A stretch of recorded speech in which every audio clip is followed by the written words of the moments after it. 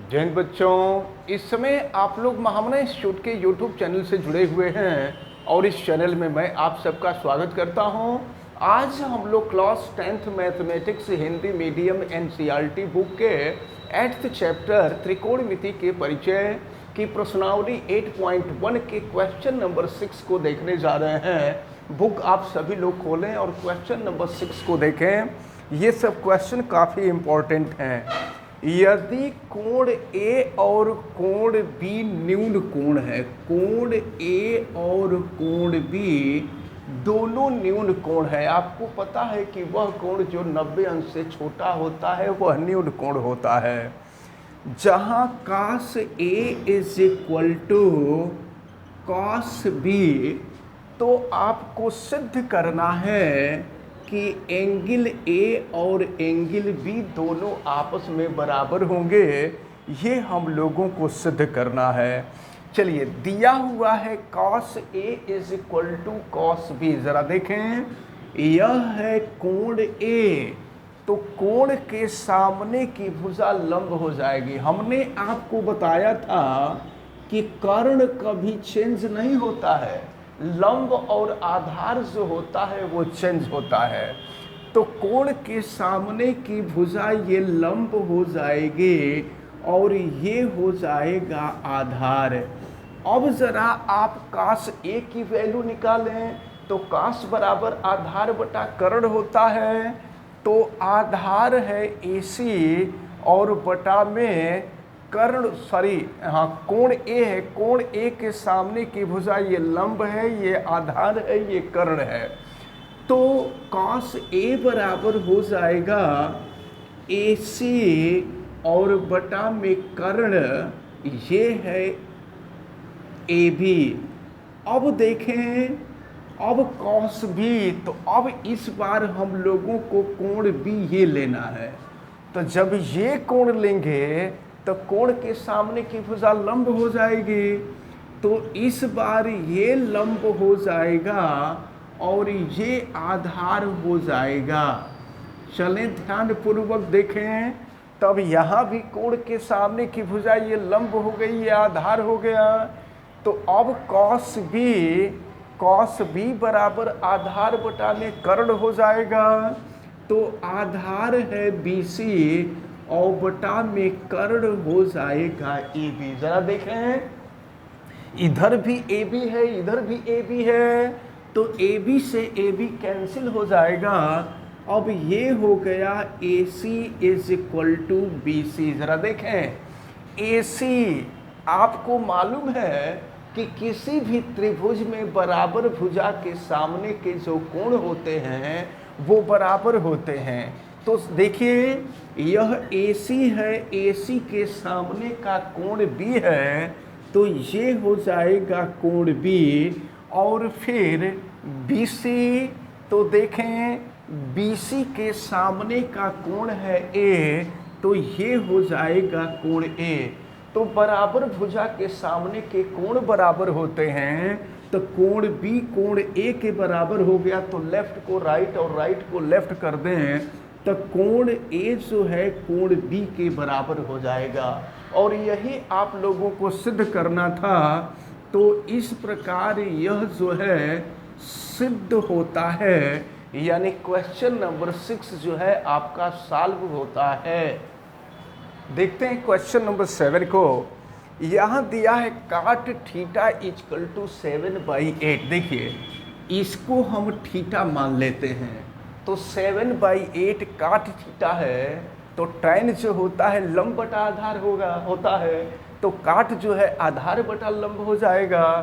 तो आधार है 7 और लंब हो जाएगा 8।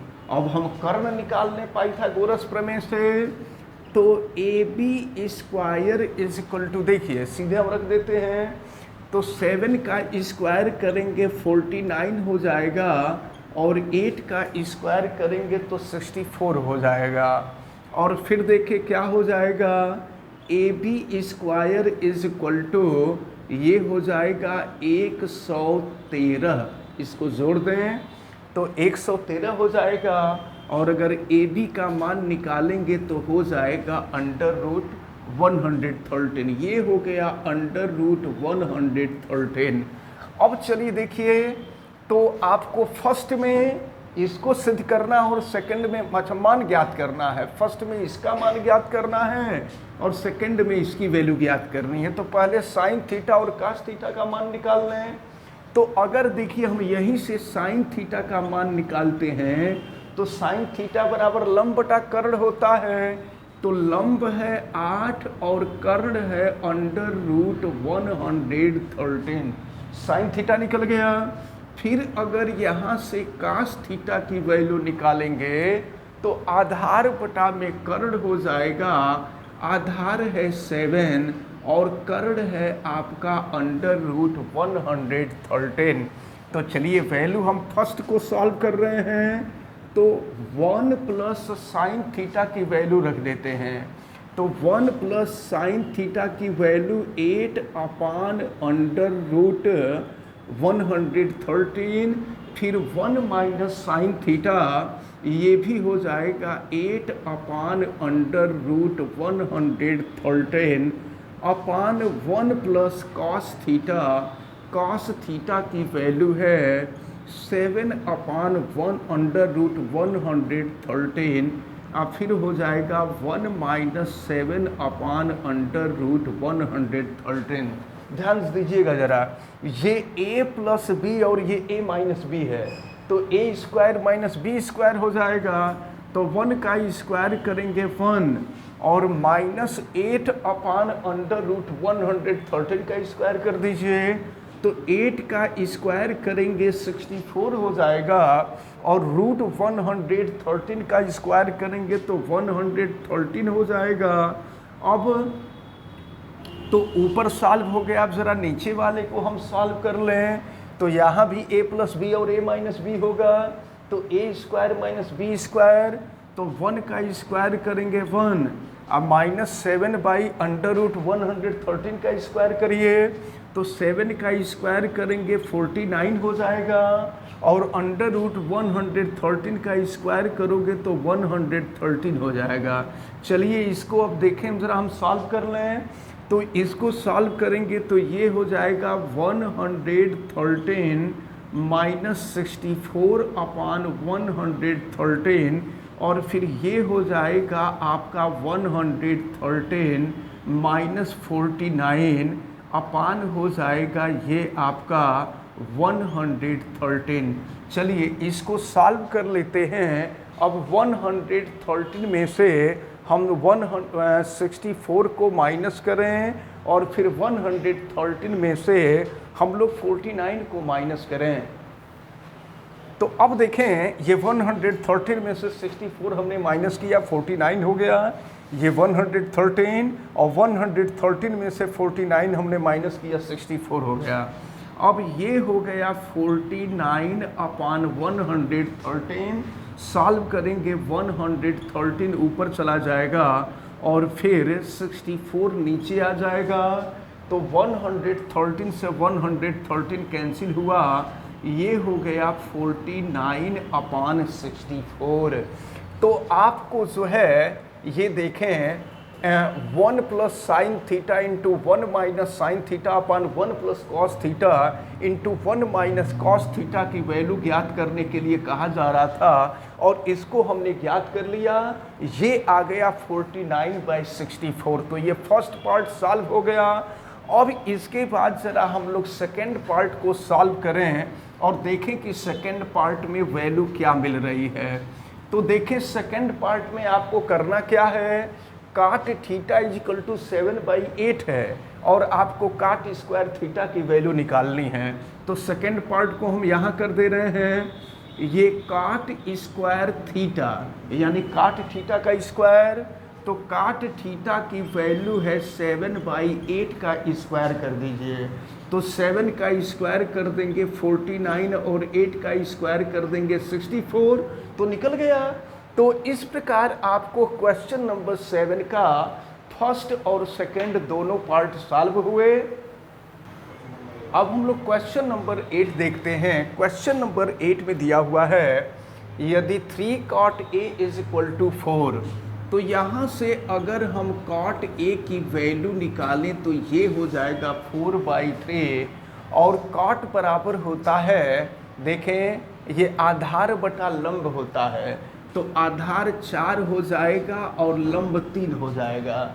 पाइथागोरस प्रमेय का प्रयोग कर लीजिए, कर्ण निकाल लीजिए। AC स्क्वायर इजकल टू 4 का स्क्वायर 16 हो जाएगा, 3 का स्क्वायर 9 हो जाएगा, तो ये हो जाएगा AC स्क्वायर इजकल टू 25 हो जाएगा, और यहाँ से AC की वैल्यू निकालेंगे तो 5 हो जाएगा, इसका स्क्वायर रूट निकल जाएगा, तो ये हो गया 5। अब ज़रा देखें यहाँ हम tan A की वैल्यू निकाल ले रहे हैं, तो tan A बराबर होता है लंब बटा में आधार, तो लंब है 3 और आधार है 4। अब फिर साइन का मान निकाल लीजिए, साइन A बराबर होता है लंब बटा में कर्ण, तो लंब है 3 और कर्ण है 5। फिर cos A की वैल्यू निकाल लीजिए, ये बराबर होता है आधार बटा में कर्ण, आधार है 4, कर्ण है 5। अब चलें ज़रा ध्यानपूर्वक देखें, सबकी वैल्यू रखते हैं हम यहाँ पर। तो अब आपसे पूछा जा रहा है कि ये दोनों बराबर है कि नहीं है, ये आपसे पूछा जा रहा है। तो देखिए 1 माइनस tan A की वैल्यू रख देते हैं 3/4 का स्क्वायर, अब 1 प्लस ये हो जाएगा 3/4 का square is equal to cos square A। तो cos A की वैल्यू है 4/5 का स्क्वायर और माइनस साइन A की वैल्यू है 3/5 का स्क्वायर। अब देखिए ये क्या हो जाएगा, 1 माइनस 3 का स्क्वायर करेंगे 9 और 4 का स्क्वायर करेंगे 16। अब फिर 1 प्लस यहाँ 9 और फिर ये हो जाएगा 16 इक्वल टू 4/5 का स्क्वायर कर लीजिए, तो 4 का स्क्वायर 16, 5 का स्क्वायर करेंगे 25, 3 का स्क्वायर करेंगे 9, ये हो जाएगा 25। अब ज़रा ध्यानपूर्वक देखें, सॉल्व करते हैं। ये देखिए तो 16 का में 16, ये हो जाएगा 16 माइनस 9/16, और फिर इसको हम सॉल्व कर दें तो 16 प्लस 9/16, और ये इज इक्वल टू, यहाँ से देखें एलसीएम ले लेते हैं 25, तो ये हो जाएगा 16 माइनस 9। अब जो है देखें इसको हम सॉल्व कर रहे हैं, तो अब देखिए यहाँ 16 माइनस 9 7 हो जाएगा, तो ये हो गया 7/16 अपॉन यहाँ देखिए 16 9 25, ये 25/16, और ये इज इक्वल टू देखें 16 माइनस 9, ये हो जाएगा 7 और ये हो गया 25। अब इसको सॉल्व कर लेते हैं, तो देखें अब ये है आपका 7/16, सॉल्व करेंगे 16 ऊपर चला जाएगा, 25 नीचे, और ये है 7/25। फिर क्या हो जाएगा, 16 से 16 कैंसिल हो गया, तो ये हो गया 7/25 इजकल टू 7/25। तो अब LHS और RHS दोनों की वैल्यू हम देख रहे हैं कि दोनों की वैल्यू इक्वल आ रही है। तो अगर दोनों की वैल्यू इक्वल आ रही है, इसका मतलब ये हुआ कि लेफ्ट और राइट दोनों आपस में बराबर हैं। तो प्रश्न में आपसे यही पूछा जा रहा था कि इतना इजकल टू इतना सत्य है या नहीं, यानी होगा या नहीं, तो हम कह देंगे कि इतना होगा। तो इस प्रकार जो है ये क्वेश्चन नंबर 8 सॉल्व होता है। क्वेश्चन नंबर 9 देखते हैं। क्वेश्चन नंबर 9 में दिया हुआ है त्रिभुज ABC में जिसका कोण B समकोण है। देखें ये कोण B जो है समकोण है, यानी 90 डिग्री का है, और tan A इजकल टू 1/√3 दिया है। तो tan बराबर होता है लंब बटा में आधार, तो लंब 1 है और आधार √3 है। तो अब जो है कर्ण भी यहाँ से निकाल लें, तो AC square is equal to 1 का स्क्वायर करेंगे 1, √3 का स्क्वायर करेंगे 3, यानी AC स्क्वायर इजकल टू 4, तो AC इजकल टू हो जाएगा 2। AC का जो मान है ये 2 हो गया। तो हम लोगों को सिद्ध करना है। देखें ये वैल्यू जो है sign A cos A sign सी की वैल्यू निकालनी है। ज़रा देखिए, तो अब जो है यहाँ से हम साइन ए की वैल्यू निकालें। हम लोगों को अब ये कर्ण मालूम हो गया है, तो साइन ए बराबर देखें क्या होगा, लंब बटा में कर्ण होता है, तो लंब है 1 और कर्ण हो जाएगा 2, साइन ए निकल गया। अब यहाँ से हम कास ए की भी वैल्यू निकाल लें, तो ये आधार बटा में कर्ण होता है, ये √3/2 हो जाएगा। अब इसके बाद जो है अब कोण सी के लिए कह रहा है, तो देखिए अब कोण ए नहीं लेना है, कोण सी लेना है। अब देखिए ज़रा, जब इस कोण को लेंगे तो अब ये लंब हो जाएगा और यह आधार हो जाएगा। तो अब हम लेते हैं साइन सी, तो साइन सी बराबर लंब बटा में कर्ण, तो लंब हो जाएगा √3 और कर्ण हो जाएगा 2। फिर कॉस सी की वैल्यू निकालते हैं, तो ये हो जाएगा आधार बटा में कर्ण, आधार 1 है और कर्ण 2 है। तो देखिए sign A cos A sign C cos सी की वैल्यू हमने निकाल लिया। फर्स्ट पार्ट को सॉल्व करते हैं, वैल्यू रखते हैं।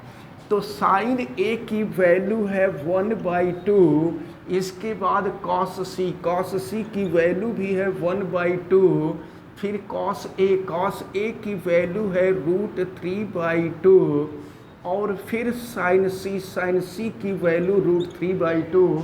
सॉल्व कर देते हैं तो 1 × 1 हो जाएगा, 2 × 2 4 हो जाएगा। और ये देखिए √3 × √3 करेंगे तो 3 हो जाएगा, 2 × 2 4 हो जाएगा।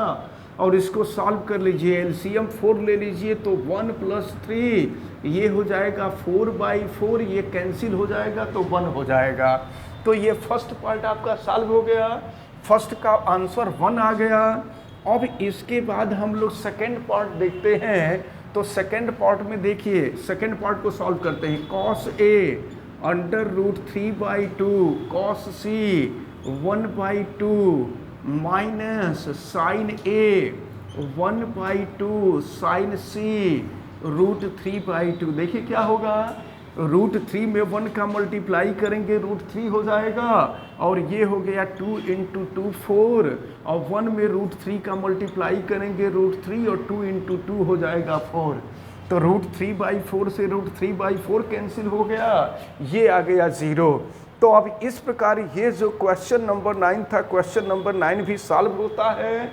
और इस प्रकार हमें उम्मीद है कि आज जितने भी क्वेश्चन आपको बताए गए हैं, चाहे क्वेश्चन 6, 7, 8, 9, ये चारों क्वेश्चन आपको अच्छी तरह से समझ में आए होंगे। आप वीडियो को लाइक ज़रूर कीजिएगा, और अगर आप चैनल पे नए हैं तो चैनल को सब्सक्राइब भी करें, बेल आइकन को भी प्रेस करें, वीडियो को मैक्सिमम स्टूडेंट तक शेयर भी करें। और अगर किसी प्रकार की कोई दिक्कत समझ में आती है तो आप हमें कमेंट करके बतावें।